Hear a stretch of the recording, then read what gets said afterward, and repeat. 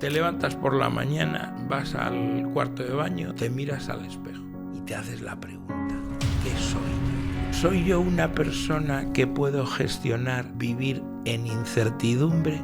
¿Sí o no? ¿Soy una persona controladora y si no está todo controlado me va a dar un candemor? Emprender es una cosa que el riesgo tiende a infinito. No todo el mundo puede emprender y que los que se metan a emprender tienen que saber que lo que van a aprender emprendiendo no se lo van a enseñar en ningún lado. Me ha tardado 40 años llegar a la epifanía de que la habilidad más importante del mundo es las ventas. En España los vendedores hemos estado malditos. Yo he vivido enamorarme de una mujer, la muchacha: oye, pues vente a mi casa, quiero presentarte a mis padres. Entonces llega el momento de la verdad. ¿Usted a qué se dedica? Cuando le dices que eres vendedor, a lo mejor la madre de alguna novia se ponía a llorar, como si fuera narcotraficante o ladrón. O sea, yo como desde pequeñito recuerdo haberme enganchado a aquel videojuego tan famoso en España, que fue el PC Fútbol. Fue, yo creo, la primera vez en mi vida que compré un videojuego en kioscos. Me llamaron y me dijeron: Jesús, necesitamos de tu arte porque esto vendemos tanto cada vez más, que tenían que meterle a eso una estrategia como si fuera vender Coca-Cola, ¿no? El primer año que hicimos publicidad en televisión se multiplicaron las ventas por 17 veces. O sea, para que nos demos cuenta, cuando yo era ateo era feliz, cuando he sido agnóstico toda mi vida era feliz. Cuando pierdo la salud y regreso a mi casa en una silla de ruedas, ya nunca más podrás hablar. Pero si yo me gano la vida hablando, experimenté estando muerto y volviendo de regreso, pues es que la única explicación es la existencia de Dios. Que la teoría de la gran explosión, no, el universo no había nada y de pronto hay todo. Te lo tienes que mejorar eso porque... Hola, bienvenidos y bienvenidas a Píldoras del Conocimiento. Yo soy, como siempre, Fernando Alonso. Estamos en mi casa con un invitado que admiro muchísimo y le he invitado porque creo que voy a aprender mucho con él. Y entiendo que si yo aprendo, seguramente vosotros oyentes también aprendéis. Es Jesús Alonso Gallo. Hola Jesús, ¿cómo estás? Pues estoy muy bien. Antes usaba una frase para decir lo bien que estaba, pero dejé de usarla.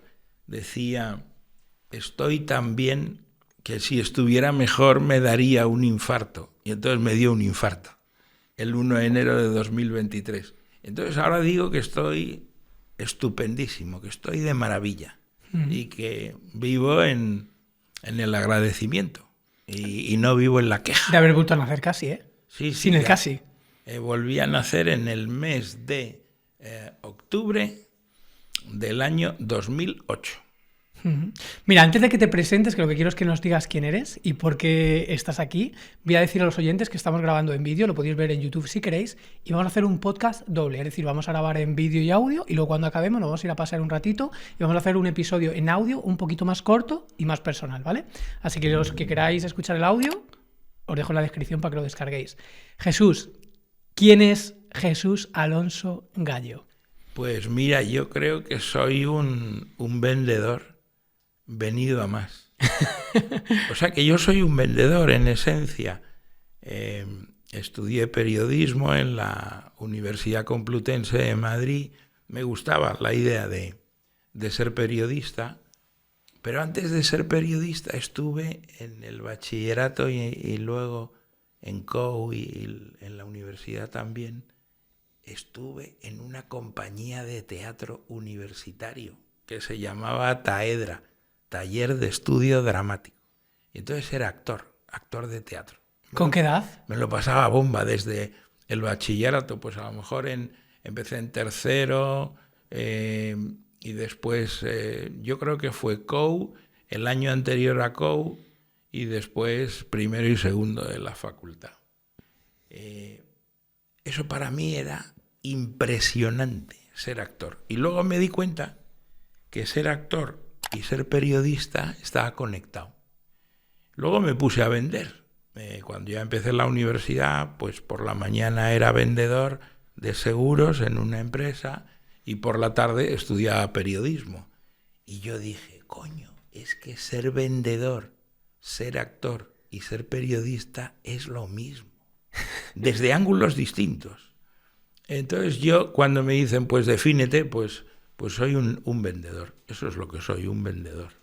Luego me he liado en la vida, me he hecho emprendedor, después de hacerme emprendedor me he convertido en inversor, pero esos son accidentes, porque la esencia es vender. Es vender. Entonces, cuando yo monto una empresa, otros se dedicarán a otras cosas, pero yo digo, el que se va a encargar aquí de pagar los platos de lentejas de todos soy yo. Porque yo voy a ir al mercado y voy a traer el dinero. Fíjate, me ha tardado 40 años llegar a la epifanía de que la habilidad más importante del mundo, vas a decir si quieres vivir bien, es las ventas. Lo más importante, además es la más complicada, porque implica entender la psicología del humano. Muy bien entendida, ¿eh?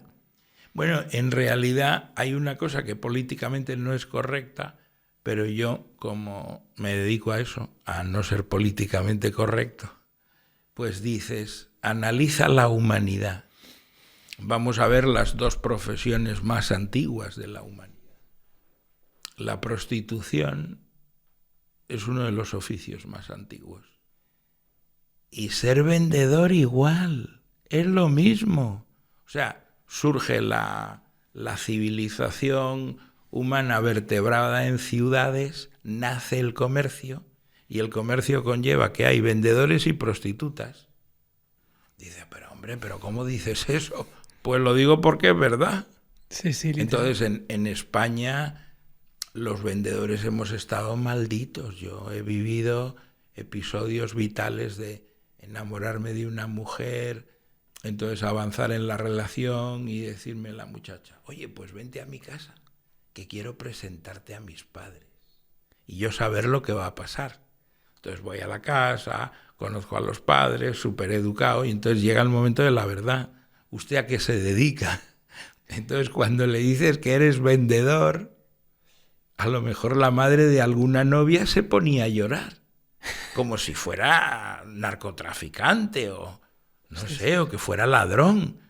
Oye, vamos a ver, que soy vendedor, no es para tomárselo así.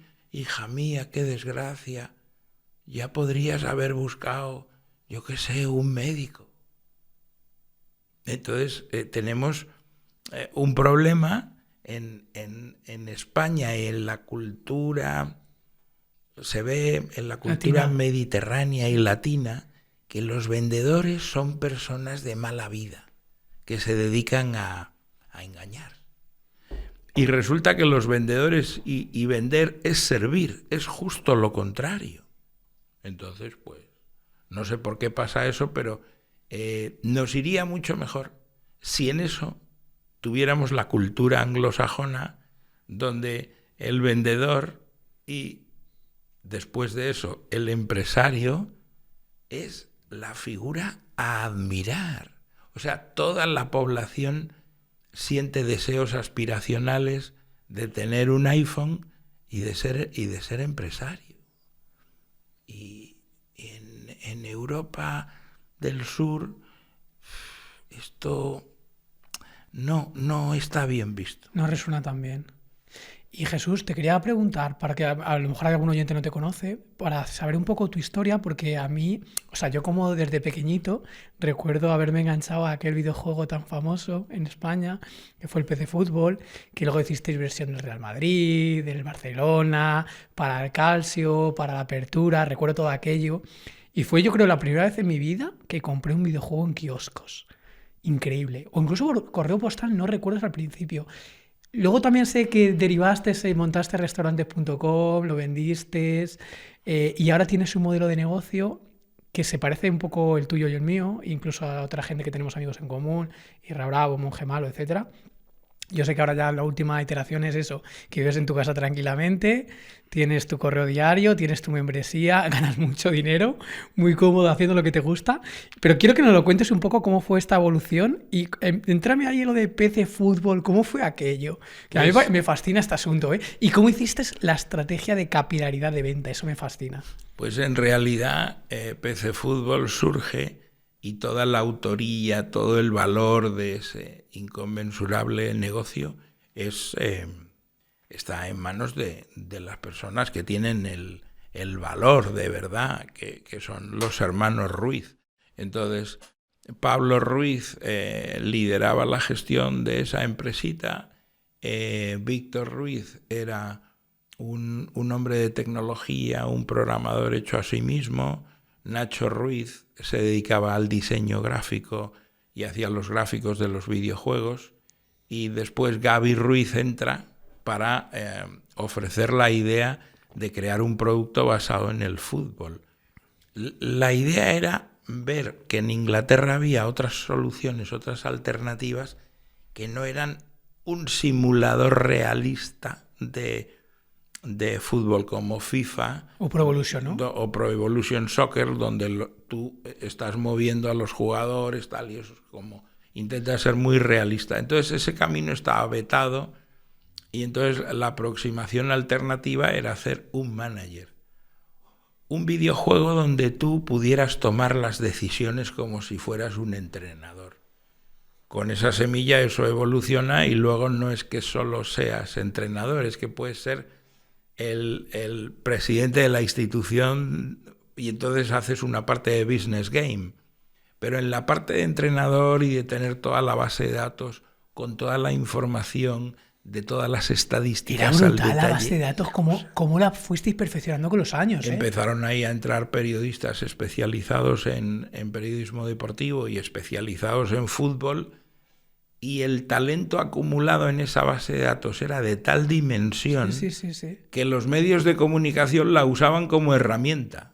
Lógico. Entonces, claro, nos llamaban las emisoras de radio, las televisiones y tal, y querían tener acceso a la base de datos de PC Fútbol porque ahí veían que eso estaba actualizado continuamente. Pensemos cuando Internet no era lo que es ahora, entonces a través de una BBS se actualizaban pues los goles que había metido cada quien, las lesiones, los que estaban jugando, los que no, semanalmente. Entonces podías suscribirte ahí y poder actualizar. Teníais, si no recuerdo mal, parámetros estáticos y parámetros dinámicos. Los parámetros dinámicos era con la propia evolución del videojuego, de los resultados que tenían, y luego estaban los parámetros estáticos que eran los más similares al mundo real. Oye, este jugador tiene esta velocidad, tiene no sé qué, y luego los dinámicos, estado de forma, racha, yo qué sé, cosas de estas. Bueno, era impresionante hablar con los jugadores de fútbol y ellos discutiéndote cosas. Oye, vamos a ver. Que tengo más calidad, que tengo mejor tiro a puerta. Que aquí dice que yo corro menos que fulano de tal. Una mierda, yo corro más que él porque en el campo le doy cera cada vez.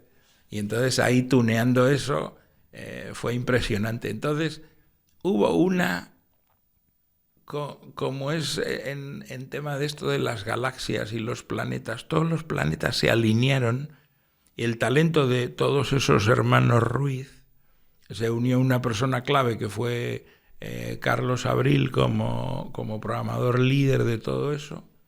Y yo llegué allí porque me llamaron y me dijeron: Jesús, necesitamos de tu arte porque esto vendemos tanto cada vez más, esto va a explotar, necesitamos a alguien que lleve la dirección comercial. O sea, cuando tú entraste ya estaba como el producto viralizado, ya estaba pegado, ya estaba de moda. Estaba traccionando. Estaba traccionando y ellos se daban cuenta que tenían que meterle a eso una estrategia como si fuera vender Coca-Cola, ¿no? Tenían que profesionalizar la venta. Oye, hay que maximizar la venta porque la gente tiene pasión por esto, entonces tienes que estudiar una estrategia de comercialización multicanal y hacer un montón de cosas. Entonces yo me uní a esas personas, ya había estado con ellos en la primera Dynamic, que era la mansión Dynamic, donde hacíamos los videojuegos para Spectrum, Amstrad. Ostras, de eso no me acuerdo. O sea, Dynamic Multimedia anteriormente de PC Fútbol era otra cosa. O sea, la primera empresa se llamaba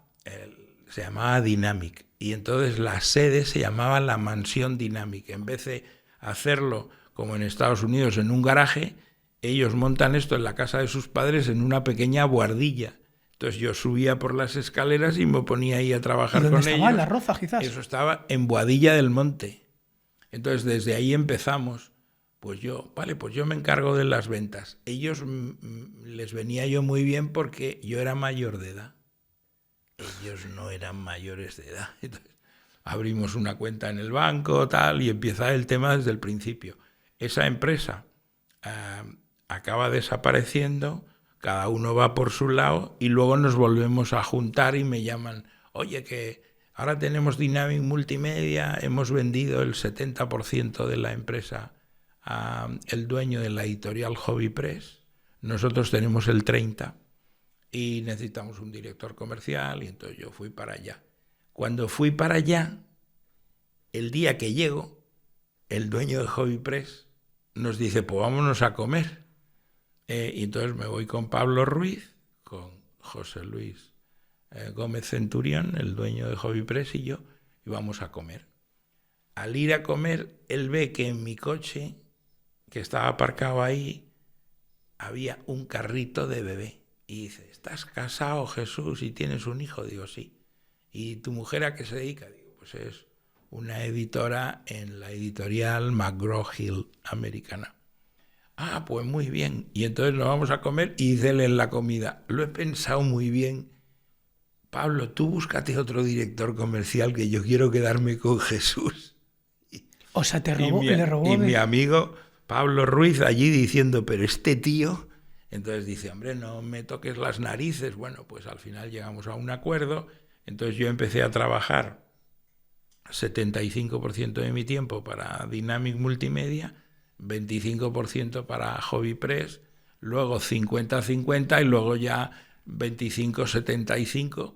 Nada, llegamos a un punto en el que dijimos, pues necesitamos hacer otra cosa. ¿Qué hacemos? Buscamos otro director comercial para Dynamic Multimedia, para PC Fútbol y todos los videojuegos, y que Jesús se encargue de la parte de kioscos. Y entonces yo estuve ahí. Ah, ellos fueron los que te sugirieron lo de kioscos. Pensaba que había sido cosa tuya, no, la decisión. O sea, yo en mi vida me hago yo autor de lo que no es mío. La razón por la que vamos a kioscos es porque Pablo Ruiz había visto cosas en el kiosco previamente, una pequeña editorial que había empezado a vender videojuegos con revistas en el kiosco. Después vimos que IBM se asoció con una empresa de software de contabilidad e hicieron una comercialización exitosa en kiosco. Y ahí es donde dijimos, pues tenemos que ir a los kioscos. Es que para mí eso fue la idea más ganadora. A mí me recuerda ahora, viéndolo ahora en retrospectiva, un poco las ideas que hacía Claude Hawkins y que hacía Gary Halbert en marketing de respuesta directa, y me parece brillante. Pero fíjate que eso lo extendimos mucho más allá. Primero teníamos que había 1.000 puntos de venta en España para vender videojuegos. Con 1.000 puntos de venta tú no haces volúmenes de productos de consumo. Entonces tú tenías el Corte Inglés, más adelante luego MediaMarkt, Carrefour, no sé qué, todos los retailers grandes, y a la suma de esos retailers grandes pues había como otros 900 puntos de pequeñas tiendas de informática, de microinformática a lo largo y ancho de España. Pero, joder, eso eran un número de puntos de venta que a mí me parecían insuficientes.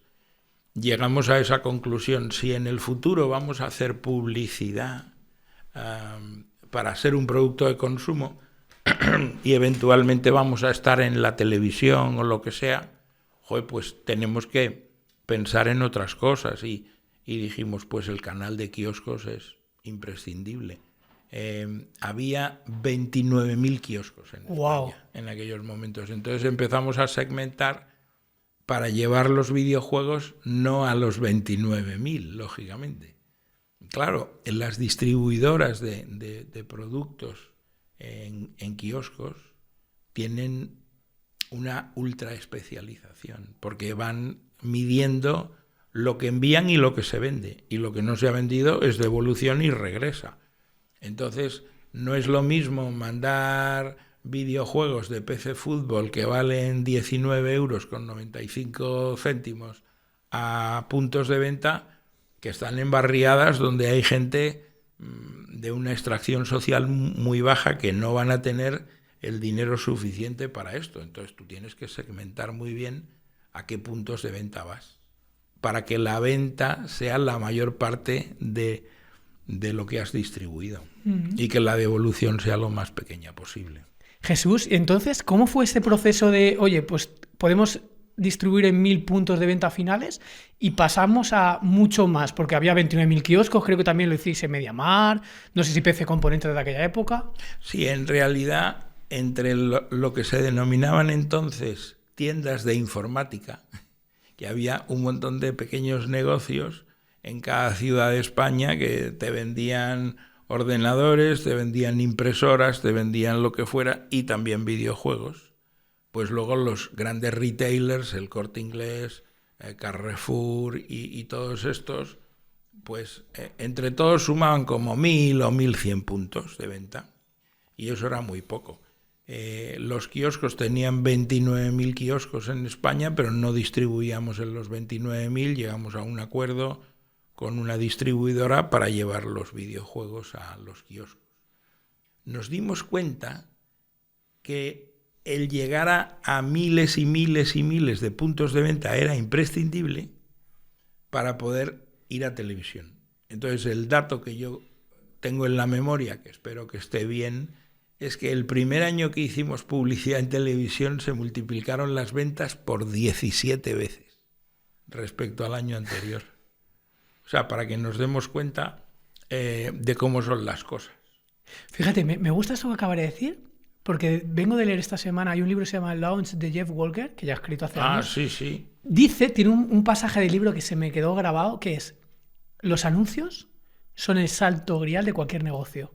O sea, los anuncios bien hechos, masterizados, la publicidad bien hecha, es el santo grial. Y ahora, claro, cuando acabas de decir que multiplicó por 17... O sea, yo he hecho grandes esfuerzos por pensar cómo la publicidad en televisión, cuando es un canal, digamos, totémico, mayoritario, que le provoca que todo está controlado por la televisión y los distintos canales de captación de clientes tienen una preponderancia menor. Claro, en el mundo actual, con la fragmentación de las audiencias y de los soportes publicitarios, no podemos pensar cómo era el mundo antes. Pero entonces, el mundo antes era que había un canal de televisión que era Televisión Española, el primer canal, y un segundo canal que era pues el segundo canal. La 2, sí. Que ahora le llaman la 2. Y antes tenía Televisión Española, no sé cómo le denominaban, era el segundo canal. Entonces, toda la audiencia, el 100% de la audiencia, estaba metida en esa movida de yo me pongo aquí cada noche y veo, pues eso, no puedo hacer otra cosa nada más que ver lo que me ofrecen en cada momento. Joder, programas como 1, 2, 3 generaban a lo mejor 18 millones de personas, claro. 20 millones de personas viendo, toda la población de España. Entender eso te lo llevas a la publicidad. Entonces, las personas que tenemos una cierta edad, si yo digo unas palabras, los cerebros de toda esa gente siguen la... Entonces dices, por ejemplo, las muñecas de Famosa, y todos los que son de mi época responden, se dirigen al portal. Joder, es que es un día y otro día y otro día, millones de impactos publicitarios que no puedes evitar. Otro fenómeno de eso yo lo he vivido con un familiar. Una tía mía vivía en una ciudad de Extremadura que es Mérida. Mérida no tenía Corte Inglés. Ella recibía miles de GRPs todos los días de su vida. ¿Qué son GRPs? El GRP es como se mide el impacto publicitario en televisión. Ah, okay. Significa Gross Rating Point. Entonces, tú defines la audiencia a la que quieres impactar. Imagínate amas de casa. Entonces hay, son 3.000 medidores en los hogares, en una muestra estadística que te refleja la población, y entonces eso está sabiendo pues quién está viendo cada programa. Se puede medir, se puede hacer unos cálculos de lo que de lo que la audiencia está viendo. Entonces, te cobran la publicidad, impactar al 1% de tu target group, pues eso te cuesta una cantidad de euros. Eso es un GRP. Con este spot y esta audiencia, si esto tiene 3 GRPs, pues he impactado al 3% de la audiencia target. Claro, eran los predecesores de los meta modernos, de los meta ads, la forma manual o medio manual que había para hacerlo. Se sigue midiendo la publicidad en televisión y se compra la publicidad con GRPs. Oye, yo quiero comprar, yo qué sé, 2.700 GRPs a lo largo de no sé cuánto tiempo y pues te cobro el GRP a tanto. Y negocias con las cadenas de televisión a través de tu agencia de publicidad y así se compra la publicidad. Entonces, claro, cuando una persona está en una población siendo impactada por unos mensajes publicitarios reiterativos, claro, todos los días, la repetición, entonces se mete en su cerebro, pero no puede satisfacer el deseo de compra. Entonces mi tía llegaba a Madrid, se volvía loca, se iba a un Corte Inglés y compraba la mitad del Corte Inglés, lo metía en el maletero del coche y mi tío no sabía qué hacer, porque ella tenía una ansia viva, era como una drogadicta que necesitaba satisfacer ese deseo. No podemos obviar la importancia de la repetición. La repetición es increíble en todos los órdenes de valor. Bueno, la repetición y el carisma comunicativo y el poder de las palabras de pintar deseos, emociones, más que pintar, agitar lo que ya existe en tu cerebro. Me gusta lo que ha dicho de la publicidad porque me he leído estos meses últimamente, los libros de David Ogilvy, que es como el genio de la publicidad, su discípulo en España, que es Louis Bassat, y vienen a decir, contrario a la opinión de mucha gente, primero que la publicidad es buena para la sociedad. Porque lo que hace, la publicidad y el marketing, lo que hace es juntar, es como una Celestina, entre problemas con soluciones, entre proveedores de soluciones y clientes que tienen problemas. A más sofisticado es el mercado publicitario, más sofisticado es en general el país y la región y mayor calidad de vida proporciona. Claro, en realidad le pasa a la publicidad como a las ventas.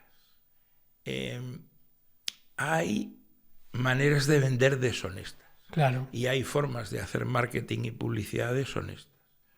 Louis Bassat decía algo que era fantástico. Dice, durante mi vida profesional me han venido a ver empresarios para que yo anunciara sus marcas, sus productos. Y eran gente que decían que tenían la solución para la calvicie. Entonces que con su solución, pues la gente ya no se quedaba calva. Y yo decía, vamos a ver, yo no voy a vender esto porque esto es mentira, es claro. Mentira podrida. Entonces, tú no puedes promocionar algo que sabes que es una propuesta de valor falsa de toda falsedad. Si tienes honradez profesional. Honestidad intelectual, además. Honestidad. Oye, ¿yo cómo voy a promocionar esto? Entonces, pues, decides qué vendes y qué no vendes. Y luego ahí es una frontera muy difusa, porque claro, dile tú que no a Coca-Cola. Tienes la posibilidad de firmar el contrato y entonces dices, no, esto no. Mejor que la gente beba agua, que lo de la Coca-Cola no lo veo bien. Pues nadie dice que no a una cosa como esa, claro. Mm-hmm. David Ogilvy decía, en sus palabras, que marketing era... O sea, la mejor definición de marketing es objetividad. El marketing bien hecho. Que ahí influye, claro, la honestidad intelectual de qué cuenta coges, qué cuenta no coges, qué publicitas y qué no publicitas. Jesús, por avanzar un poquito más, ¿qué pasó con Dynamic Multimedia? ¿Cómo saliste de Dynamic Multimedia? ¿Qué pasó con PC Fútbol? ¿Y cómo pasaste a restaurantes.com? Bueno, lo que sucedió en realidad es que la empresa, como había comentado antes, estaba repartida, el capital, el 70% del socio financiero, que era José Ignacio Gómez Centurión, y mis amigos que tenían el 30%, los hermanos Ruiz con Carlos Abril. Claro, ese acuerdo era perfecto. Unos se encargaban de la gestión y el otro hubo una oportunidad cuando la empresa en una fase anterior tenía debilidad económica, pues el otro compró el 70% y les salvó. Si no hubiera llegado él como inversor, hubieran ido al carajo. Entonces, estaban ambas partes encantadas con el tema. Y en un momento determinado las cosas cambiaron. Entonces, el que tenía el 70% quería tener el 100%. Pero en vez de ir, como se hacen las cosas, con honestidad, a hablar con tus socios minoritarios y decir, oye, que quiero mandar yo al 100% y que vosotros no tengáis el 30% de la empresa, pues lo que tienes que hacer es comprarles el 30% con dinerito de curso legal. Eso en sí mismo era una idea absurda, porque los que creaban el valor eran los socios gestores, que hacían el valor, el producto y tal. Y además tenían unos salarios muy moderados. Entonces cada año repartían no sé cuánto de dividendos, la empresa ganaba pasta, el uno se llevaba el 70%, los otros se llevaban el 30% y era todo perfecto. Yo me voy a Argentina a comprar los derechos de la competición de fútbol de la Liga de Fútbol Argentina y entonces cuando regreso y aterrizo en Barajas, en el móvil tengo 2 llamadas. Una llamada de José Ignacio Gómez Centurión y otra de Pablo Ruiz. Digo, hombre, entre los dos, pues yo voy a llamar a Pablo primero, respondo a Pablo, que es mi amigo, y le digo, ¿qué pasa? Y me dice, no sabes lo que ha pasado. José Ignacio ha dado un golpe de estado, ha metido aquí a Prosegur, no podemos entrar en las oficinas. Y entonces digo, pero vamos a ver, estamos locos. Y luego llamo a José Ignacio, oye, vente para acá, que te cuento lo que ha pasado y tal. Y entonces José Ignacio me dice que él se da cuenta de que lo puede hacer él mejor, que para hacerlo mejor cuenta conmigo. Dice, mira, tú haces una cosa, te pones como director general, me dices lo que quieres ganar, hacemos crecer esto, lo llevamos a una facturación descomunal, ganando un dineral, y luego lo sacamos a bolsa o lo vendemos. Yo atónito a lo que me decía, digo, vamos a ver, tú tienes unos socios leales que trabajan de sol a sol, que han creado con PC Fútbol una cosa que es impagable, tienen unos salarios humildes, son honrados trabajadores, y tú les quieres quitar lo suyo, impidiendo la entrada de los gestores de la empresa a la compañía. Tú estás fatal de la cabeza. Eso le dijiste. Y entonces le dije, mira, yo a ti te veo mentir mañana, tarde y noche. A Pablo Ruiz yo no le he visto mentir en la vida. Entonces aquí tienes mi carta de dimisión, que te den pomada. Y entonces él dijo a un director financiero que había por ahí, acompañen al señor Alonso que va a abandonar el edificio, como en las películas.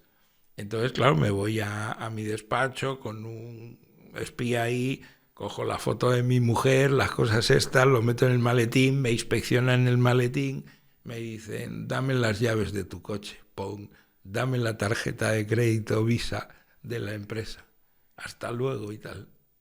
Y ¿Tú tenías equity de la empresa? No, en ese momento no, ahí no tenía equity, porque yo llegué como directivo a la compañía. Tuve en la empresa anterior que acabó, en la primera dinámica.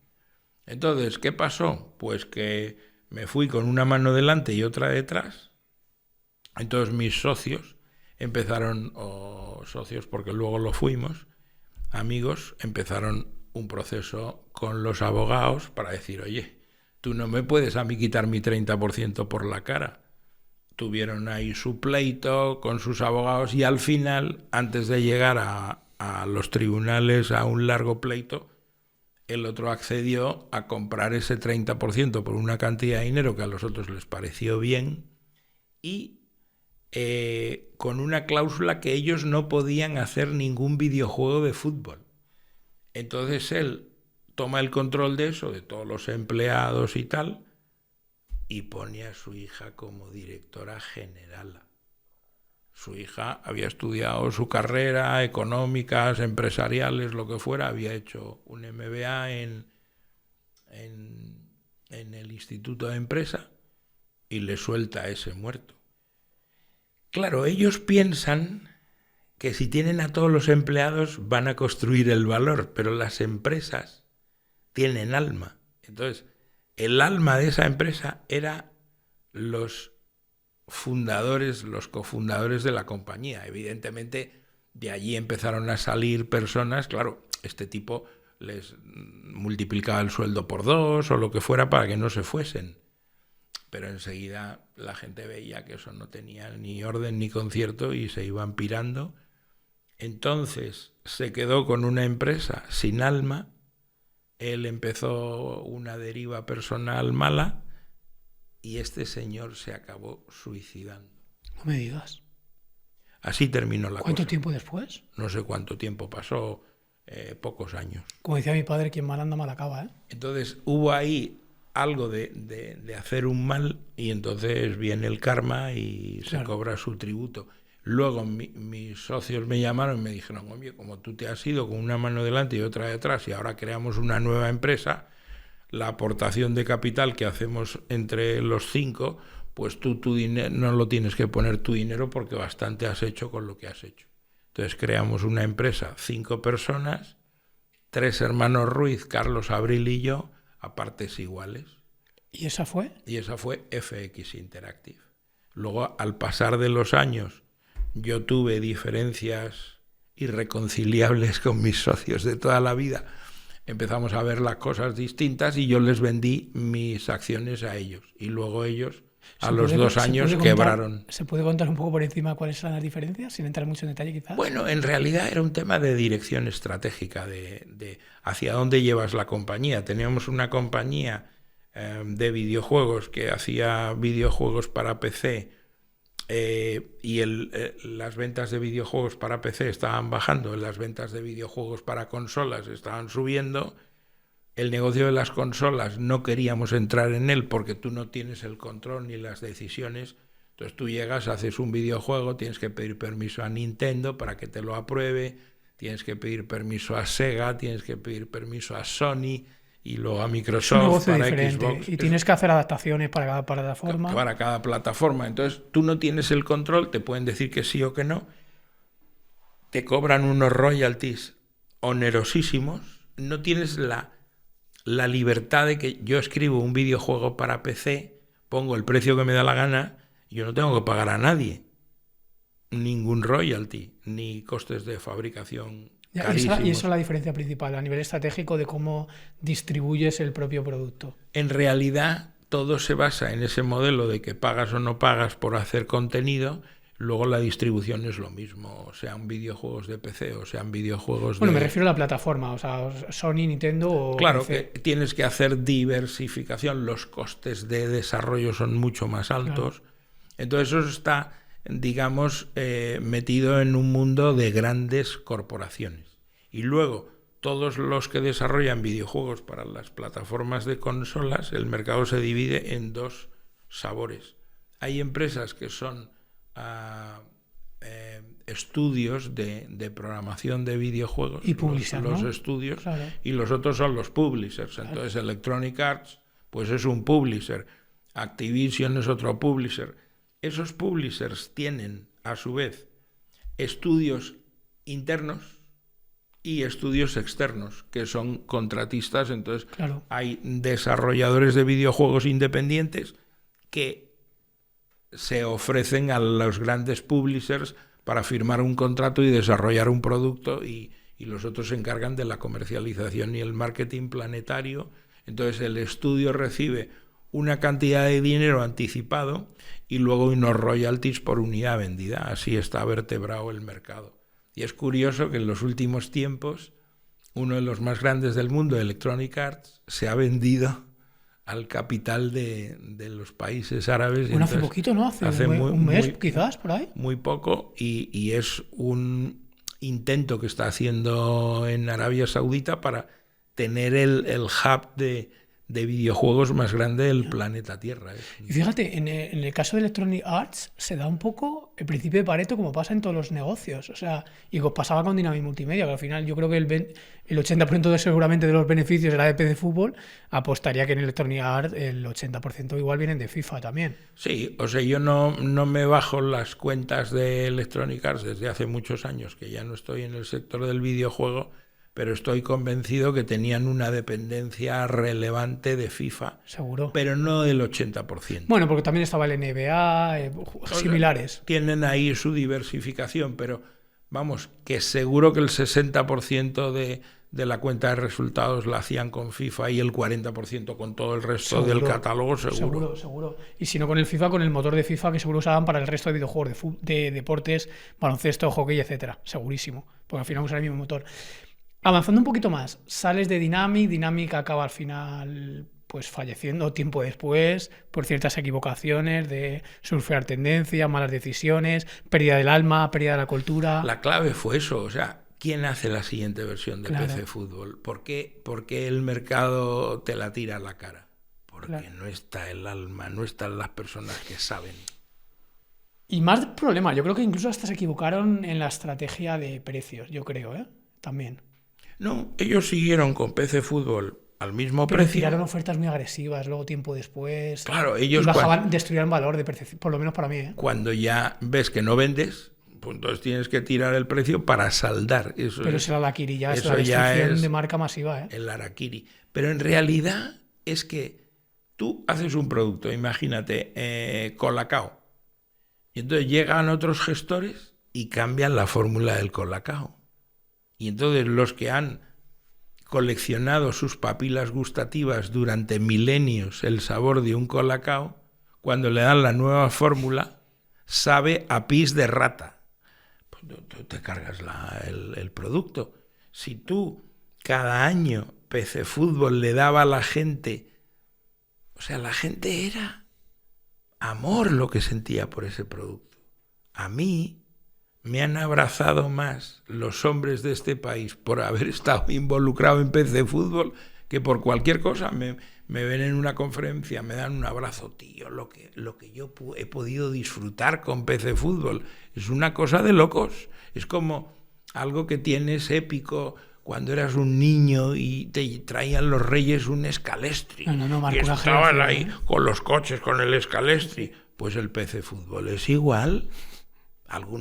Hay inversores que me han dicho, tío, yo he suspendido una asignatura por el vicio que tenía de jugar a PC Fútbol y no estudiaba en la carrera. Literal, marca una generación. Ya que te tengo aquí, te quiero preguntar, más que entrar en detalle en cada emprendimiento, te quiero hacer preguntas que creo que le pueden aportar valor a la audiencia y a mí mismo. Yo tengo la espinita clavada, mi padre era inversor, pero no era emprendedor. Yo tengo la espinita un poco clavada de haber empezado con el emprendimiento más tarde de lo que me hubiera gustado. En tu cambio es un caso diferente. Empezaste desde pequeño con emprendimiento. Para mí el emprendimiento hoy en día es como el último estadio del videojuego, lo más divertido, lo que te permite explorar tu creatividad y tu crecimiento a lo máximo. O sea, para mí, quienes somos así curiosos, es una bendición que esto exista. Pero también hay a muchas personas que le ha costado la salud. A ti, por ejemplo, a lo mejor te ha costado la salud. ¿Qué me dirías respecto al emprendimiento, salud y propósito? Pues yo creo que en mi caso yo he perdido la salud emprendiendo porque he hecho muchas cosas mal. Si te lo tomas de una manera tóxica de que solo está tu emprendimiento, pues no. O sea, la vida se compone de diferentes cosas. Entonces, tu ámbito profesional es una y tu ámbito personal es otra. Tienes que cuidar la salud integral. Entonces yo me he dedicado al emprendimiento con una intensidad inaceptable y después lo que he hecho es los pecados mortales que se hace en la vida. Pues oye, no he sido una persona deportista. El deporte, mantener la forma física es imprescindible. En la aceleradora de startups más importante del mundo en Estados Unidos, en Y Combinator, te dicen, solo puedes hacer dos cosas cuando estás con tu startup en Y Combinator. dedicar tiempo a crear el producto o mejorar el producto que estás haciendo y dedicar tiempo a vender o a tratar de vender. Solo puedes hacer producto, ventas, ventas, producto. Y bueno, y cuando ya no puedas más, que te caes por el suelo, tienes que hacer deporte. Eso es lo que te dicen ellos. Eso es lo que te dicen ellos. Y entonces solo puedes hacer esas 3 cosas. Ostras, a mí me parece un consejo bastante malo, ¿eh? Dicen, haz esto. Haz deporte, haz producto y vende. Porque claro, estás en una fase donde estás creando... Bueno, sí, puedes sostenerlo durante un tiempo claro, y luego balanceas, pero porque mucho tiempo no, ¿eh? Porque esto es lo que es Y Combinator, un tema de aceleración durante un tiempo. Entonces creas la cosa y vienen los inversores y te ponen el dinero. Y ahí te balanceas un poquito más. Entonces ya cambia el tema. Si yo hubiera hecho deporte, hubiera cuidado mi forma física, no habría tenido tantos problemas de salud como he tenido. Y luego hay cosas que están fuera de tu control, claro. En tu experiencia, que ya eres una persona que ha pasado por muchas etapas en tu vida, los oyentes de este podcast yo considero que son gente, yo lo creo y estoy convencido, lo veo en los datos, es gente curiosa, gente que le gusta el aprendizaje, gente que le gusta aprender. Muchos de ellos nunca han emprendido nada, pero tienen el gusanillo de haberlo intentado. ¿Qué les dirías a esas personas? O sea, yo creo que no puede emprender todo el mundo. Uh-huh. Entonces tienes que hacer un examen que yo propongo frente al espejo. Uh-huh.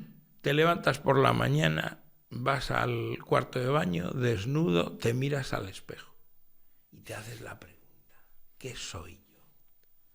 Vamos a imaginar que soy una vaca. Vale, si yo soy una vaca, tengo que comer hierba. Imagínate que no eres una vaca. Dices, bueno, soy una serpiente, entonces tengo que comer ratones. Si tú a una vaca le das de comer ratones, eso acaba mal. Y a una serpiente intentas darle de comer hierba, aunque se lo metas en la boca a posta, termina muy mal.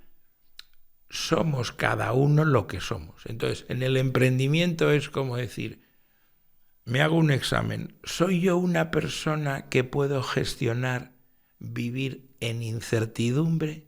¿Sí o no? ¿Soy una persona controladora que lo quiero tener todo controlado y si no está todo controlado me va a dar un candemor? Pues macho, es que emprender es una cosa que el riesgo tiende a infinito. Entonces, tienes que ser flexible como un bambú. Entonces sopla el viento, el bambú se dobla, pero si eres un roble centenario y viene una tormenta, un tsunami y tal, pues eso, la rigidez de ese árbol se va al carajo. No todo el mundo puede emprender. ¿Qué checklist me dirías que tienes que tener sí o sí, requisitos mínimos indispensables para que gestiones bien este...? Claro, tú tienes que decir, a mí no me preocupan los retos, porque me ponen cachondo los retos. A mí no me preocupa aprender lo que no sé, porque me pongo a aprender todo lo que no sé. Tengo el convencimiento íntimo de que yo sé lo que no sé y me pongo ahí mis tareas para aprender. Y entonces yo aprendo pom. El ser humano que yo soy en enero es distinto al que soy en diciembre, porque he tenido 12 meses para aprender cosas como un loco. Si tú te sientes cómodo con la incertidumbre, te sientes cómodo, es decir, tu aparato digestivo es la clave para ser emprendedor o no. O sea, tú dices, ostras, tengo 5 empleados. Este mes no sé cómo voy a pagar las nóminas. Entonces se te suelta la tripita, estás ahí instalado en el baño, no puedes dormir, lo pasas fatal, pues entonces no debes emprender. El otro caso es, coño, ¿y este mes cómo cojones voy a pagar yo las nóminas? Y entonces dices... No lo sé, pero lo haré, ¿no? No sé cómo voy a hacerlo, pero lo voy a hacer. Sí, entonces empiezas a mover acciones, un plan de acción en 7 direcciones distintas y el ansia viva te hace que de todas las cosas que pruebas, una das con la tecla y entonces llegan los ingresos y entonces le pagas a la gente. Pero tú no tienes la percepción, o sea, yo creo que hay un poco la percepción de que el emprendedor es adicto al sufrimiento y yo creo que en estados iniciales sí, pero las personas que son listas como tú, curiosas, que yo creo que tampoco se pasa tan mal, ¿eh? O sea, quiero decir, una vez que das con la tecla, si tú tienes las capacidades, O sea, tienes una vida muy buena, siendo realistas. se pasa mal cuando las cosas no salen. A veces las cosas no salen y tú no tienes la culpa de nada. Entonces hay que poner ejemplos para que la gente lo vea. Yo, entre las 80 cosas en las que he invertido, me uno a un equipo de locos y creamos un vehículo de inversión chiquitito para hacer cosas absolutamente bizarras y raras. Y eso se llama Cupido Capital. Entonces montamos Cupido Capital y decimos las condiciones para estar en Cupido Capital son las siguientes. Tienen que ser personas que hayan emprendido una o más veces, personas que habiendo emprendido una o más veces han vendido una o más compañías, personas que se han convertido en inversores y han invertido en una o en más empresas y luego han vendido una o más de las que han invertido. Todas esas condiciones, empezamos a hablar con gente y conseguimos 21 personas locas, una mujer y 20 hombres, 21, y entonces Cupido Capital. Y dijimos, vamos a hacer una cosa distinta. Hay una cosa que se llama invertir en fase semilla y otra que es invertir en fase presemilla. Pero inventamos una categoría que es la precuela de la presemilla. Es invertir en proyectos que no existen y que el emprendedor te cuenta la idea y te la pinta en un bar, en una servilleta manchada con manchas de grasa. Y ahí te pinta la idea. O sea que no hay nada en una servilleta, no hay PowerPoint ni hostias. Esto es lo que yo voy a hacer. Claro, si tú inviertes en ese momento, la valoración es muy baja y el riesgo tiende a infinito. Entonces nuestra propuesta era, vamos a hacer una cosa, encontremos emprendedores que creemos que van a ser capaces de ejecutar en esa fase de la servilleta, les damos 50.000 euriquis y nos dan el 10% de la empresa. Ellos se quedan con el 90%, nosotros con el 10%. El valor diferencial es que además los 21 que estamos aquí nos convertimos en sus esclavos. Entonces, claro, ese emprendedor que estaba solo o que tenía un equipo, dice, a ver, no tengo ni puta idea de tema de finanzas. De los 21, ¿a quién me mandáis? Menganito, vete para allá. El due diligence era irnos a vivir con los emprendedores medio mes, desayunar con ellos, comer con ellos, cenar con ellos y ver cómo montaban el producto mínimo viable, cómo se relacionaban. Entonces decíamos, oye, no te doy los 50.000 euros porque sois todos una panda de drogadictos y esto es imposible. O os lleváis a hostias, no habéis superado el due diligence. Cuando la gente lo superaba, pues inviertes. Entonces me encuentro con una gente que hacen una cosa preciosa. Dicen, mira, vamos a hacer un tema de ofertones en travel, ofertas que son 4 días, 3 noches en principales ciudades de Europa, vuelo de avión ida y vuelta, hotel de puta madre, un hotel buenecito y aterrizaje en aeropuertos principales, no en aeropuertos a tomar por saco. La gracia va a ser que lo vamos a hacer por WhatsApp. Entonces solo necesitaban el móvil de la gente. Y entonces te llegaban las ofertas. Vete con tu churri a París 4 días, 3 noches por 113 euros por persona. La gente se volvía loca a comprar. Nos encontramos con eso, han hecho el producto mínimo viable, están empezando, ¡pum!, le damos 50.000 euros. Entonces los tipos lo están haciendo perfecto. Llega la pandemia. Y dice el presidente del gobierno, no se puede montar en aviones ni irse a hoteles en todo el mundo. Y entonces ellos lo que hacen es cerrar, los inversores perdemos el dinero y ellos cierran. Pues esto pasó, así. Esto pasó. Se llamaba Nice Hub. Ellos pivotaron, se metieron a hacer soluciones con WhatsApp para darle esto que habían aprendido a empresas, nada. Se los llevó la pandemia por delante. Te das cuenta que muchas veces tú lo haces bien, pero emprender es una cosa antinatural. Es decir, hay empresas grandes que copan los mercados y las instituciones le ponen todo tipo de trabas a las empresas de nueva creación. Un tío es autónomo, Oye, pues eres autónomo, pues tú, ¿cuánto facturas? No, es que estoy empezando, no facturo nada. Muy bien, entonces al Estado le vas a dar 500 euros al mes. ¿Cómo dices? Sí. A nosotros nos da igual que te vaya bien o mal o regular. Claro, pues no puede ser, o sea, son unas cosas muy complejas. Lo que tenemos que entender es que no todo el mundo puede emprender y que los que se metan a emprender tienen que saber que lo que van a aprender emprendiendo no se lo van a enseñar en ningún lado. Entonces, si les sale mal, lo siguiente que tienen que pensar, si han sentido la llamada de la selva, si están, digamos, oye, que es que yo ya no puedo trabajar en una empresa para un jefe, imposible. He vivido lo que es el sabor de la libertad, entonces yo ya soy libre. Luego dices, el emprendimiento puede ser pequeñito, medianito o grandecito. No todo el mundo tiene que crear empresas que sean enormes. Puedes crear una empresa pequeña, rentable, y que te da una vida a ti y a los tuyos extraordinaria. No será invertible, pero es que lo mejor es que no sea invertible en términos de tu punto de vista. Dices, oye, yo tengo aquí el 100% del capital. Y no dependo de nadie. Y yo no dependo de nadie. Ni de trabajadores casi, ni de proveedores, ni de nada. Entonces tú te montas una cosa... Un negocio lifestyle, no es un negocio growth, que yo digo, puedes hacer negocios para crecer con muchos empleados, mucha tecnología, muchos inversores, socios, o puedes tener un negocio más como el que tienes tú ahora, que es un poco parecido al mío, que es a donde quiero ir a parar. Pero antes de ir a ese punto, te quiero preguntar, mira, has hablado de aprendizajes durante estos años.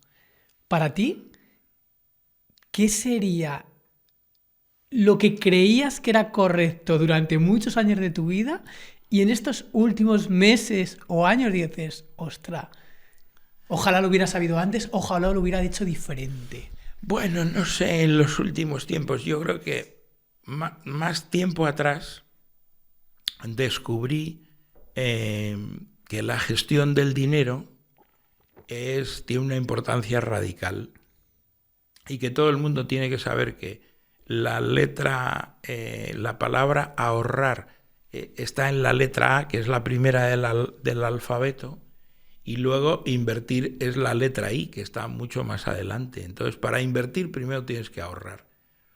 Yo he cometido errores en mi vida de gastar dinero que no debería haber gastado en tontas y que podría haber estado ahorrando e invirtiendo. Pues no sé, que a mí me gusta, por ejemplo, ir a restaurantes buenísimos. Vale. Me he gastado fortunas en los restaurantes. Luego hice por eso restaurantes.com para que los restaurantes me devolvieran todo lo que yo había metido. Bueno, ahí. Ni tan mal, ¿no? No estuvo mal.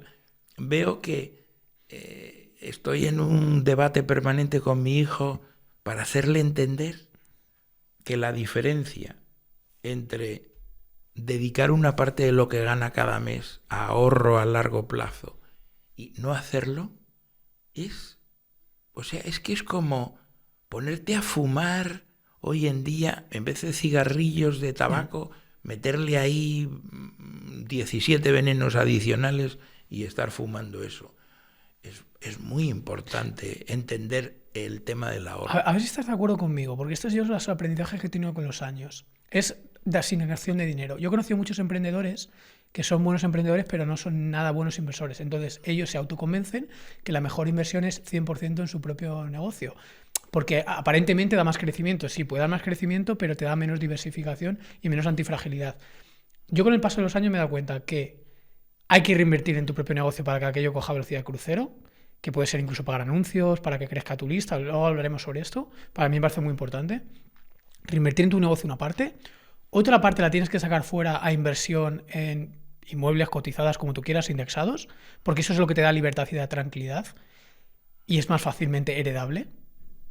Y una tercera parte, inversión en tu propia satisfacción personal. O sea, si por ejemplo te lees el libro este de Morir con Cero, que no estoy de acuerdo con él, pero sí que creo que son check que te tienes que auto ir premiando para indicarte que vas por el buen camino, si no es como que no tiene sentido. Entonces yo creo que es bueno hacer ese... No tiene que ser terceras partes exactas, pero reinversión en tu negocio, reinversión en cotizadas o inmuebles y reinversión en autopagarte a ti y a tu entorno para decir, oye, sigo abundante y sigo creciendo. Eso por un lado. Y luego por otro lado, te quiero decir, también hablabas en tal de cómo reinviertes en tu negocio. Para mí una buena asignación de tiempo en tu negocio, para mí es, si tienes como 3 partes, porque te decías de Y Combinator, de crear producto y ventas, yo lo veo como 3 partes.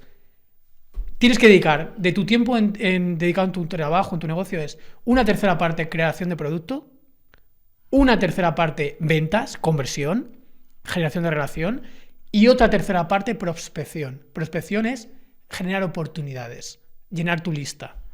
¿Cómo lo ves? ¿Lo ves inteligente estas divisiones o para ti no tanto? Sí, o sea, a mí me parece impresionante que lo aterrices así porque es lo correcto. Es decir, tienes que estar todo el tiempo pensando cómo prospectas, cómo haces que la escala de tu negocio crezca. Nosotros dijimos, vale, tenemos PC Fútbol, ahora vamos a hacer PC Fútbol Real Madrid.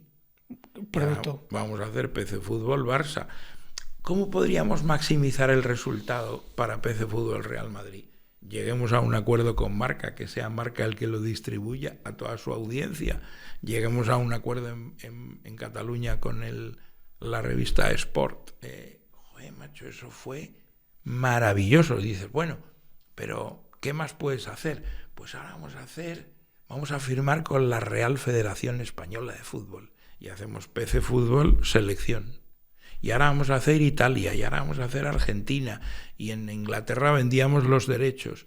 Claro, cuando tú haces todo ese trabajo, estás haciendo una extensión de un concepto, estás multiplicando por 100 el resultado, y es solo pensar en nuevas oportunidades. Luego, en comercialización, pues con todos los productos que no eran PC Fútbol, lanzábamos a 19,95. Y esto era full price. Un año después, recogíamos el invendido de los puntos de venta, poníamos una etiqueta en 9,95 y había compradores que les encantaba comprar una cosa por 9,95 en vez de novedad por 19,95. Eso lo copiamos del sector de la música y vendíamos un montón a 9,95. Tiempo después recogíamos el invendido, volvía al almacén y le poníamos una pegatina de 4,95 y lo vendíamos en budget, en precio de saldo para mercados que dices, vamos a ver, si yo en todas las gasolineras de España pongo videojuegos, ¿tiene sentido ponerlos a 19,95? No, señora. Tiene que ser una compra por impulso. Entonces, llegan los papás, las familias con los niños, y ahí al lado de la caja registradora están las chocolatinas y un videojuego 4,95. El primer niño lo caza y se hace fuerte. Total. No sube al coche hasta que no se lo compres. Y entonces eso es compra por impulso. Hemos vendido videojuegos de 4,95 en los mercadillos de España. Camiones. O sea, te compraban un camión lleno de videojuegos en palets y lo distribuían por los mercadillos, porque son puntos de venta donde tú tienes que ir con un precio. Claro, entonces, si no piensas de esa manera, estás dejando encima de la mesa millones de euros. Sí, 100%. Es así. Jesús, vamos a la última fase. Cuéntame la historia aquella de cómo ha sido tu evolución de, oye, estoy a punto de morir, el médico me dice que no vuelvas a emprender en tu vida, que te vas a matar. ¿Cómo pivotas? ¿A quién conoces para generar lo que tienes ahora? Pues en realidad yo creo que hay arriba de nuestras cabezas algo que no es explicable con la ciencia, ¿no? Yo he sido toda mi vida ateo, de jovencito. Después, cuando ya me metí a hacer un montón de lecturas y soy un lector impenitente, pues llego a la conclusión de que yo no puedo demostrar si Dios existe o no. No puedo demostrar ni lo uno ni lo otro. Entonces me cambio de religión, de ser ateo, me paso a ser agnóstico. Cuando yo era ateo, era feliz. Cuando he sido agnóstico toda mi vida, era feliz. Cuando pierdo la salud y salgo de la unidad de cuidados intensivos, y regreso a mi casa en una silla de ruedas, me dicen, ya nunca más podrás hablar. ¿A eso te dijeron? Claro, entonces yo estaba con la garganta toda cosida y digo, ostras, pero si yo me gano la vida hablando. O sea, en aquellos tiempos que no, en el año 2008, que no había lo que tenemos ahora con la IA, tú cuando pensabas cómo iba a ser tu vida, sabes que ibas a teclear en un ordenador y con un sintetizador de voz como lo de Hopkins, pues eso iba a hablar con una voz robótica que te caes. Entonces yo estaba digiriendo eso. Entonces en el hospital, claro, te viene a ver una psicóloga para hacerte entender que tienes que aceptar que todo ha ido bien, bueno, que ahora estás jodido, que vas a ir en una silla de ruedas a casa, pero luego ya volverás a caminar y vas a hacer tu vida normal. Solo el detallito que no vas a poder hablar. Joder, macho. Y yo empiezo a trabajar con los logopedas, con los foniatras, tal, no sé qué, y aquí me veis hablando, haciendo un podcast. Para mí subirme a un escenario y dar una conferencia o estar en un podcast es que me pongo nervioso de pensar lo que podría haber sido. Entonces, pues, después de esa experiencia, pues me di cuenta de que lo único que explicaba lo que yo viví en el hospital y lo que experimenté estando muerto y volviendo de regreso, pues es que la única explicación es la existencia de Dios. Es una cosa muy poco, digamos, bucólica, o sea, yo lo entiendo como que hay un arquitecto universal, que la teoría de la gran explosión, no, el universo no había nada, y de pronto hay todo, porque hay una explosión. Y dice, pues te lo tienes que mejorar eso, porque de la nada que se construya todo, hombre, a mí en mi cabeza no me entra. Si no hay nada, no hay nada. Pero de la nada, ¿cómo nace todo? No, es que hubo una primera explosión, el Big Bang. Pues es una mierda de teoría. A mí me parece más la cuestión de que existe una supraconciencia primera, una energía primigenia, un arquitecto universal que da sentido a todo lo que tenemos. No me apuntaba a ninguna religión, no voy a ningún templo, no tengo nada, pero yo desde que salí de la unidad de cuidados intensivos siento la certeza de la existencia de Dios. Y me sorprende, porque yo pensaba que eso nunca me iba a suceder a mí. O sea, es curioso. Te cuento esto y no te respondo a lo que me has dicho. No, me estás respondiendo realmente, ¿eh? Sí. No sé si te has leído el libro este de Breve Historia de todas las cosas de Ken Wilber, Espiritualidad ascendente, espiritual descendiente. No me lo he leído, pero me lo han citado varias veces. Porque te va a dar respuestas a esto que me estás diciendo, ¿eh? Lo de los olones, jerarquía de olones. A la audiencia le dejo ahí de sugerencia por no entrar en el detalle tan en profundo. Pero ¿a quién conociste? O sea, el médico te dice, oye, no vas a poder hablar, no vuelvas a emprender, que de esta no sales, pero encuentras una alternativa. Bueno, yo conocí a Isra Bravo, entonces me crucé con él en la red, digo, coño, qué tío más interesante, no sé qué, empiezo a comprar algunas de sus formaciones. ¿Qué año estamos hablando? No lo sé. 2021 porque quizás. me olvido, yo sé que vendí restaurantes.com, lo vendimos en diciembre de 2016. Entonces yo he tenido que conocer a Isra en el 18, en el 19... Ah, prontito, ¿eh? En el 20, no sé. Él empezó en el 18. Sí, yo le he debido conocer en el 20 o en el 21, se me olvidan las cosas. También, como he tenido muchos problemas de salud, el cerebro no me va como me iba. Tengo alteraciones en la memoria hacia atrás. Ya no tengo las cosas colocadas en su sitio. Luego he leído libros que dicen que de ingresar en el hospital y que te operen una y otra vez con anestesia general eso... Te toca la memoria episódica. Sí, te arrea, pierdes un montón de neuronas y te altera la memoria en las anestesias generales. Entonces yo descubro a Isra, compro algunas de sus formaciones, me parece súper interesante, empiezo a entender que el copywriting es algo que ha estado en mí toda la vida, porque yo llevo escribiendo toda la vida y no publicando nada. Digo, joder, pues esto me mola. Y un día, casualidades de la vida, encuentro a Isra en un evento que había una serie de speakers, entonces él da una charla y yo doy otra, nos encontramos ahí.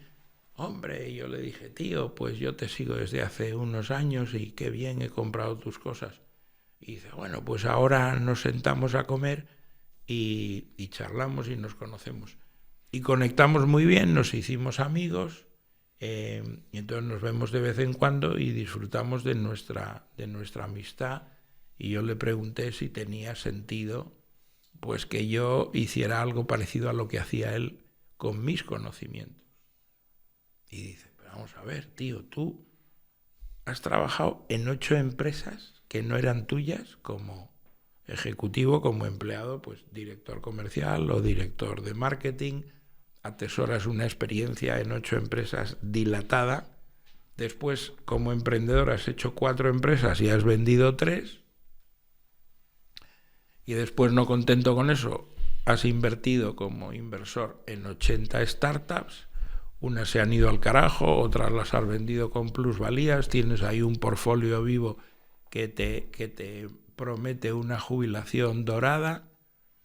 Y luego te mueres, resucitas y te llamas Jesús.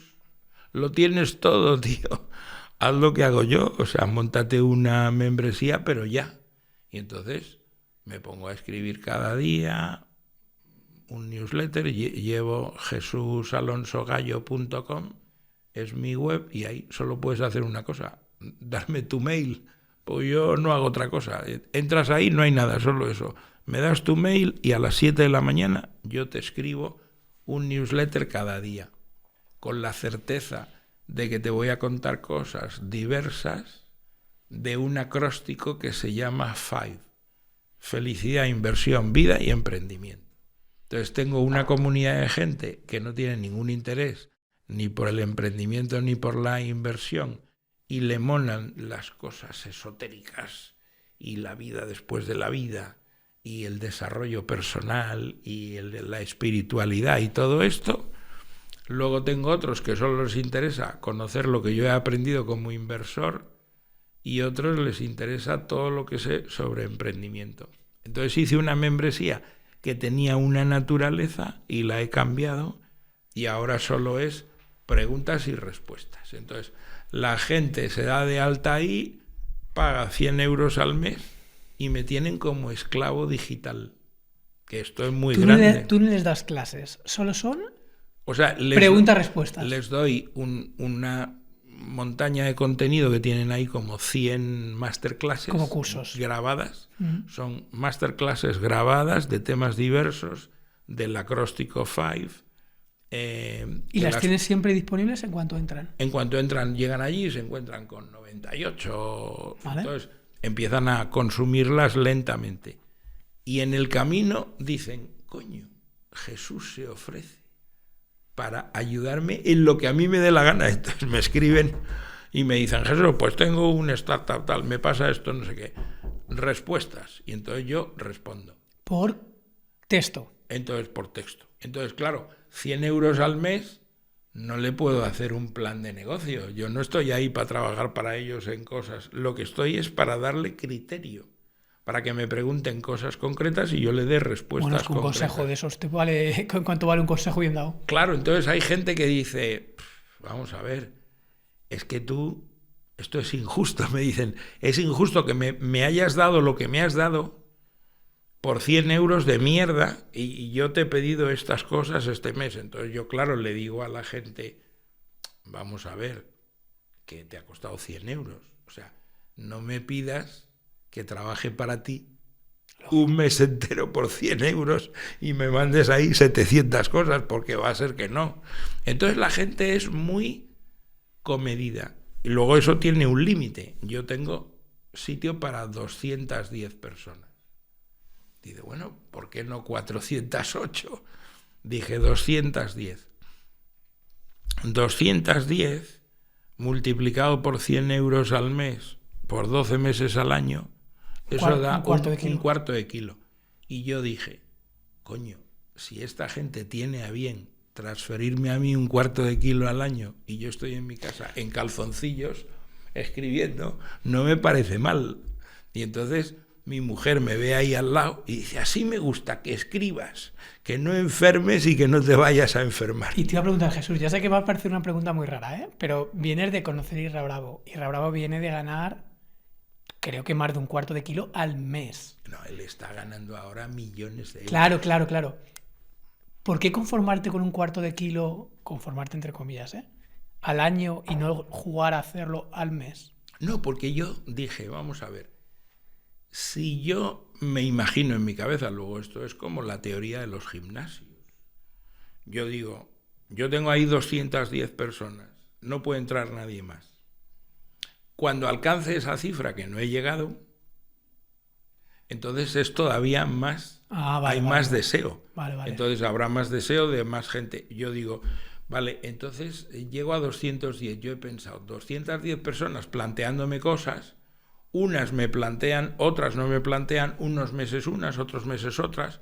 Por lo que yo he visto hasta ahora, hay mucha gente que la ecuación de valor dice, vamos a ver, Jesús está regalando su vida con esto. Entonces yo cojo, meto perfil de un emprendedor o un tío que está invirtiendo y pone como gasto de su empresa la membresía 100 euriquis al mes. Lo tiene ahí, lo va pagando cada mes. No me utiliza todos los meses, me utiliza cuando le da la real gana. Entonces, como es una cosa que tiene valor, oye, tengo este problema, dame tu criterio, dame tu punto de vista. Y yo le doy un punto de vista argumentado. Luego soy una persona fácil, porque claro, si he invertido en 80 startups, tengo que ser un tío fácil. Pues si no, habría invertido en 15, pero no en 80.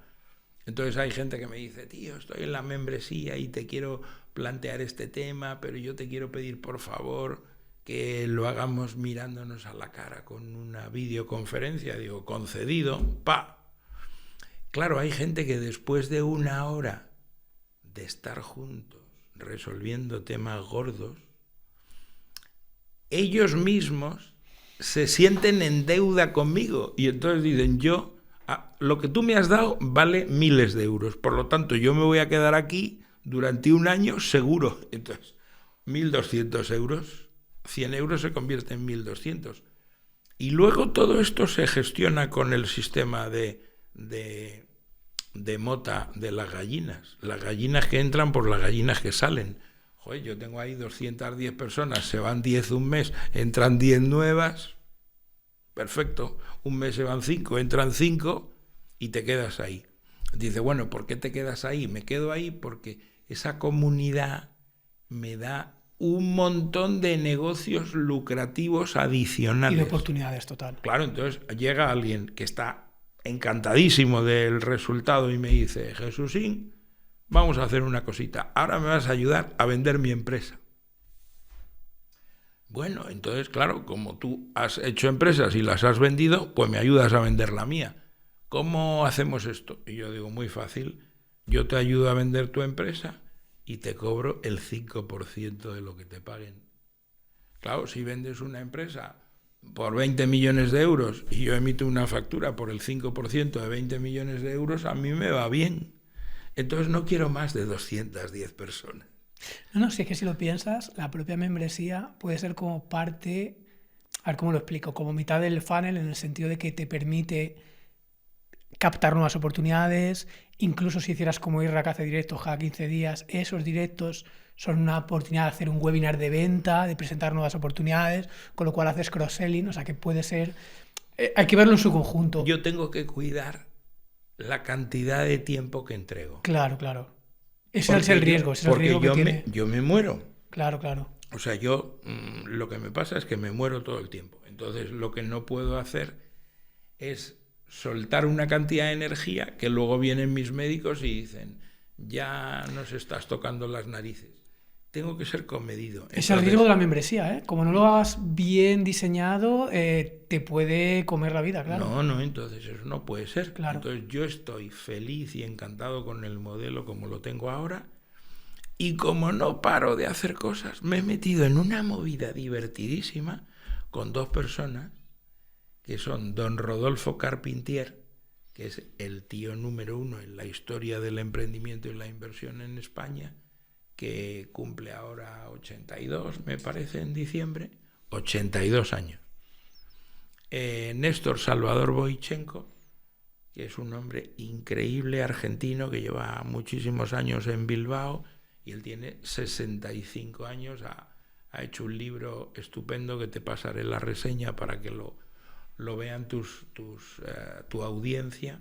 Es un libro que ayuda a los emprendedores. Y yo mismo, que voy a cumplir 63 más 65, que cumplirá 66, más 81... ¿Cuánto suma? O sea, tenemos más de 200 años de experiencia, y esto lo llamamos 3 en forma.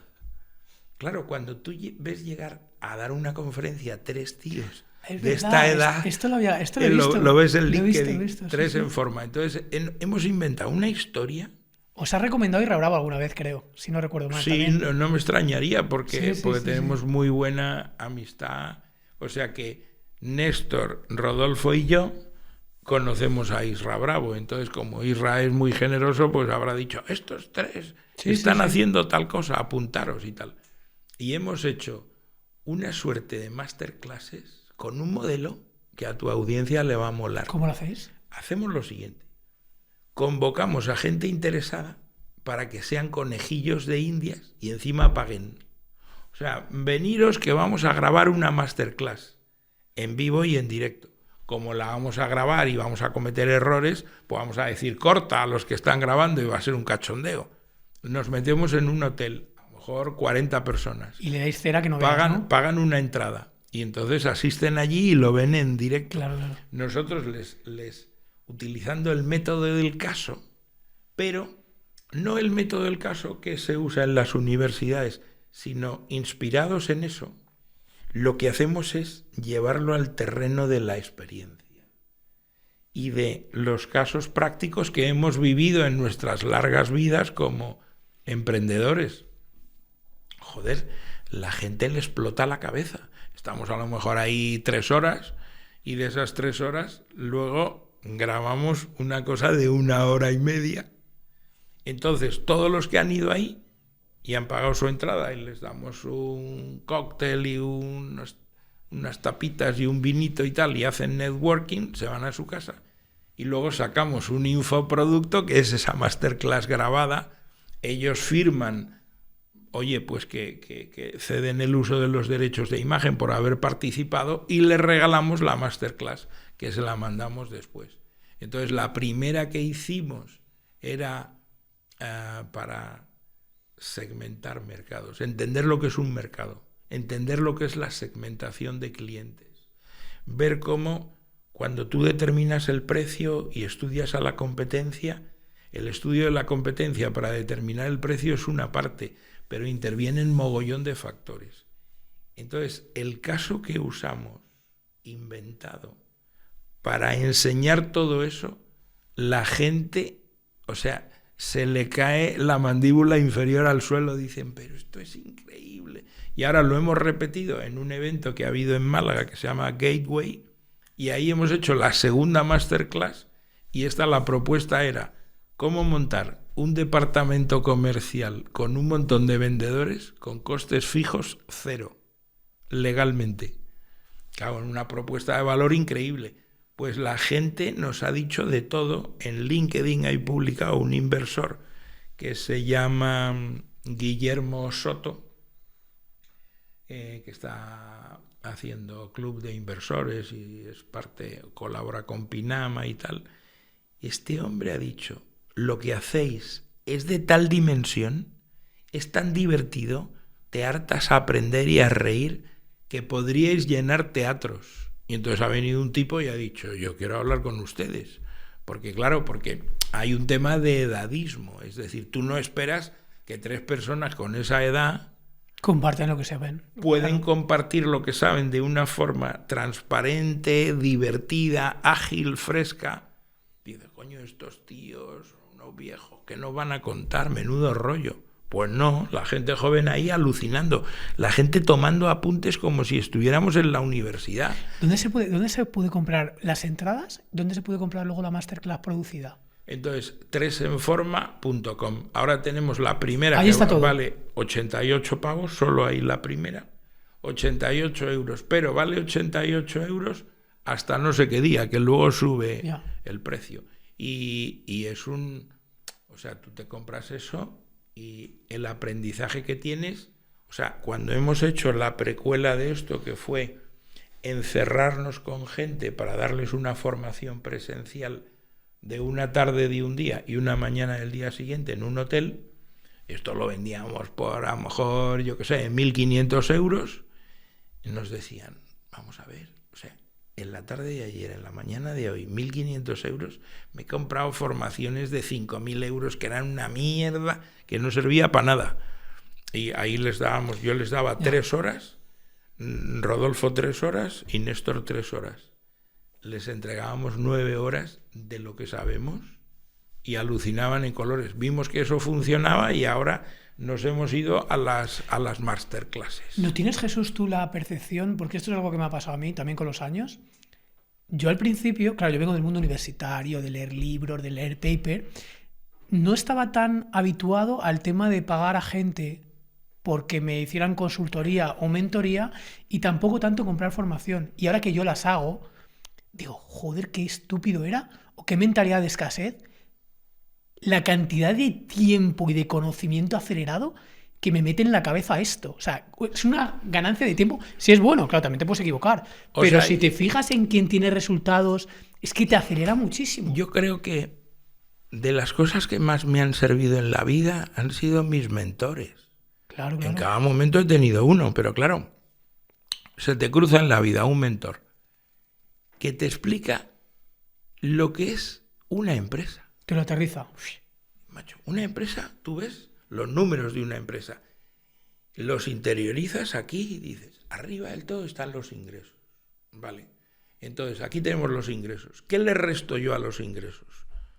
Tienes que, lo que llaman en Estados Unidos, COGS, Cost of Goods Sold. Sí, costa los bienes vendidos. Entonces, claro, si tú tienes esos ingresos, lo que has necesitado sea un producto o un servicio para poder vender, ese es el coste directo. Entonces, la resta entre tus ingresos y esos costes es el margen bruto. Sí. Esto es el margen bruto. Vale, y luego el margen bruto empiezas la cascada de costes por naturaleza de coste. ¿Cómo lo ordenas eso? Lo que es más caro, lo primero. Sí, pero aquí un breve apunte. Aquí el matiz es que esto, imagínate, esto lo puedes aprender incluso viendo vídeos de YouTube. Pero tener una persona que esa teoría te lea tu caso particular y te diga exactamente lo que haría en tu caso, porque estos son los cuellos de botella, y te lo diga, porque hay veces que tú lo puedes intuir, pero cuando alguien te lo dice exactamente con convicción, lo que tienes que hacer para multiplicar por 10, porque lo sabe que lo vas a multiplicar por 10 si lo haces, eso es una aceleración brutal. Sí, brutal. Yo creo que el papel de los mentores son disparadores de lo que tú tienes dentro. Claro. Pero tú no lo sabes. Entonces, una persona que ha visto mogollón de circunstancias y de situaciones, el conocimiento es el pozo que deja leer montañas de libros, hacer montones de cosas en la vida profesional y en la vida privada. Entonces, alguien está con un bloqueo y tú ves su bloqueo con claridad y le dices, mira esto, pulsa este botón, pon. Me decía Néstor el otro día, yo era fumador hace muchos años, me leo un libro, un libro que sirve para dejar de fumar. Dice, macho, yo me leo este libro y digo, yo no fumo ya nunca más. ¿Cómo un libro te puede decir las palabras mágicas? Y entonces tú ya... A mí me cambió un mentor que tuve, un consejero delegado al que yo reportaba en una empresa que me contrató y yo era en su empresa director de marketing, y él, viéndome trabajar y construir valor, cuando me voy de la empresa, porque tenía yo que regresar con mis socios a la empresa de Dynamic y tal, y no sé qué, me dice, joder, es que esto, me dice, tienes aquí un despacho. Tú puedes volver a la empresa cuando te dé la gana. El despacho este es para ti. Y entonces yo alucinaba y me dice el tío, es que tú no sabes el valor que tú tienes. Porque tu valor es que tú eres capaz de convencer a cualquier persona de cualquier cosa, de modo natural. Dice, eso tú lo tienes de serie. Dice, ¿tú sabes el valor económico que tiene eso? Todas las empresas del mundo matan por eso. Y yo me fui de esa reunión diciendo, coño, me lo ha tenido que decir él para que yo soy un crack. O sea, yo soy un tío que vendo porque hago una venta que es convencer. O sea, yo digo, emprender es vender. Vender es convencer.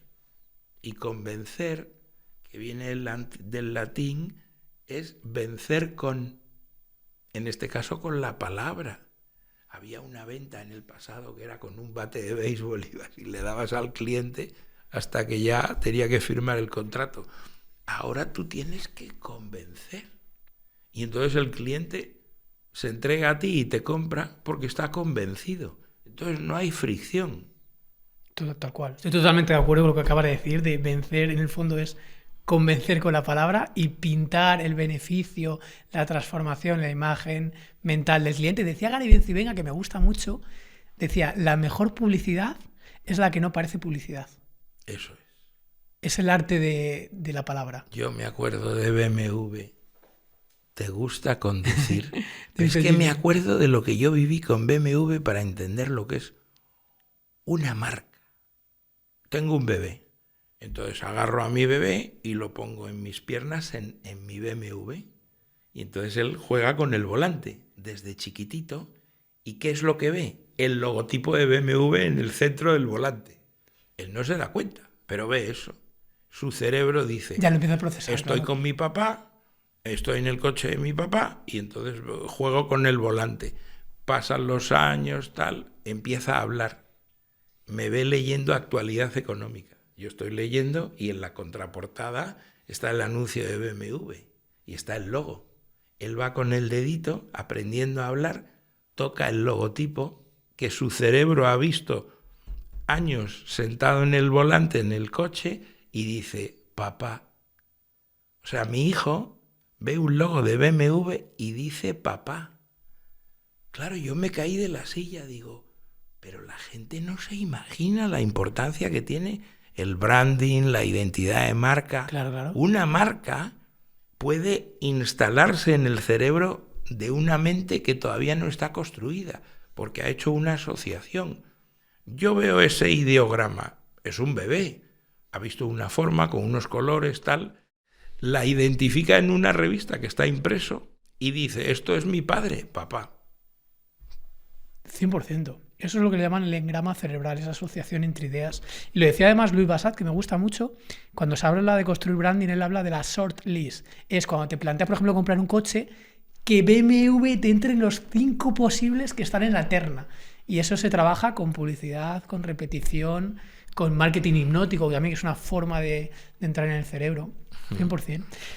Mira, Jesús, vamos a acabar aquí y vamos a hablar un poquito más en la continuación del podcast para que no quede tan largo, solo en audio. Y te voy a preguntar muchos detalles de tu negocio actual, ¿vale? Bien. ¿Cómo lo estás haciendo? Porque sé que estás tú solo prácticamente manteniendo este negocio que te puede llegar a dar 1/4 kilo al año, como dices. Sí, o sea, ese es el objetivo, que lleguemos a esa cifra y estoy creciendo muy lentamente. No hago nada de paid, he hecho alguna prueba de patrocinar algún podcast para ver cuánto me traía. Ahora me lo cuentas, porque es que quiero que me cuentes todos esos detalles. Quiero cómo captas leads, cómo conviertes, qué tipo de membresías has probado. Eso no lo cuentas ahora un poquito en detalle, ¿vale? ¿Dónde te puede encontrar la gente en internet? Aparte de la que me has comentado de... O sea, pueden visitar jesusalonsogallo.com y entonces ahí lo único que van a poder hacer es regalarme su correo para que yo les envíe cada día el newsletter gratis, diario. El segundo camino es conectar conmigo por LinkedIn. Por LinkedIn. Tengo casi 30.000 seguidores en LinkedIn y es donde yo comparto más cosas. Este año el año que viene tengo previsto esforzarme mucho en LinkedIn, porque es un entorno natural para la audiencia que yo persigo. Y bueno, tengo un perfil en Instagram, que no uso para nada, que se llama Yo Soy Zarco, y ahora hay unos cabrones que están haciéndome todas las semanas perfiles falsos. Perfiles falsos, sí. A mí me escribió un perfil falso tuyo. Y entonces el otro día pues fui allí a pasar por caja, porque esto parece como que X o Instagram todos lo favorecieran, y entonces te certificas y pagas para tener cuenta certificada, y entonces, para darle más credibilidad. Entonces ellos ya te filtran más para que no te hagan cuentas falsas. A mí me toca un poco las narices porque, oye, tienen mucha inteligencia artificial para censurar fotografías con tetas, vamos a decirlo fácilmente, pero no para censurar cuentas piratas, que claramente son piratas. O sea, la inteligencia artificial del propio Meta los debería automáticamente quitar. Cuando tú estás reportando cuentas falsas, unos tipos que en vez de Yo Soy Zarco ponen Yo Soy Zarco _. Claro, hombre. No me toquen las narices. Copian mi nombre y mis apellidos, copian mi foto y copian algunos contenidos de mi cuenta original y tienen 22 seguidores. Pues macho, pues eso es blanco y en botella. Al día siguiente le matas esa, entonces ponen _ Yo Soy Zarco. Y al día siguiente otra combinación, y se ve que lo están haciendo con IA, creando cuentas falsas, llevándose a la gente. No, Jesús te ofrece el paraíso, puedes ir donde las valquirias te van a dar leche y miel y vas a poder invertir en unas oportunidades increíbles. El que cae en la trampa se va al grupo de WhatsApp, empiezan un trabajo para robarte. Pero bueno, todo el mundo ha reaccionado muy rápido. Meta lo está medio permitiendo y es posible que sea por el tema de la certificación, ¿eh? Para forzar un poco... Yo creo que eso fuerza la certificación, entonces te cobran no sé cuántos $, al mes. Claro. Y tienen ahí una pasta. Sí, pero bueno, también tienen usuarios insatisfechos que han sido estafados. O sea que es un tema que yo creo que la acabarán quitando. Así que bueno. Lo vamos a dejar aquí. Bien. Continuamos el episodio, os animo a que lo escuchéis porque vamos a dar, te voy a preguntar datos muy a bajo nivel, ¿eh? Tasa de apertura, tasa de lecturas, facturación mensual, pues son temas que me interesan mucho y lo quiero hacer un poquito más privado, paseando un poquito solo audio, ¿vale? Perfecto. Pues nada, lo dejamos aquí, ha sido un auténtico placer, Jesús. Ha sido un placer para mí, he aprendido cosas interesantes y más que voy a aprender cuando tengamos la secuela de esto que vamos a hacer con mesa y mantel. Ostras, pues muy agradecido, muy agradecido. Bueno, nos vemos, nos despedimos, nos escuchamos en el siguiente episodio. Un fuerte abrazo. Chao.